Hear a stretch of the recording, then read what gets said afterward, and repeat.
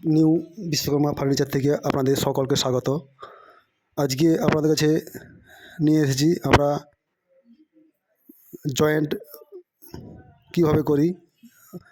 আমার পুরো ভিডিওটা দেখুন এবং লাইক সাবস্ক্রাইব করে দেবেন এবং কার্পেন্টার বন্ধুদের শেয়ার করে দেবেন।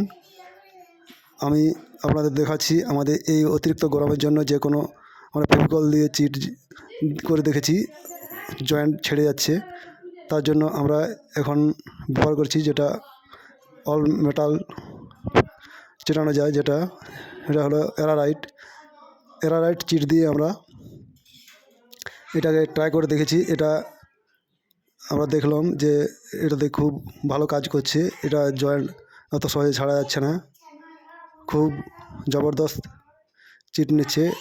দেখুন এরারাইট চিটটা কিন্তু খুব প্রপারলি ভালোভাবে দিয়ে দিতে হবে এবং 8mm হোল করে তাতে আমরা 8mm এই যে খিলা দিয়ে আমরা পর যেমন সাইজ সেরকমভাবে আমরা জয়েন্ট করে নেব।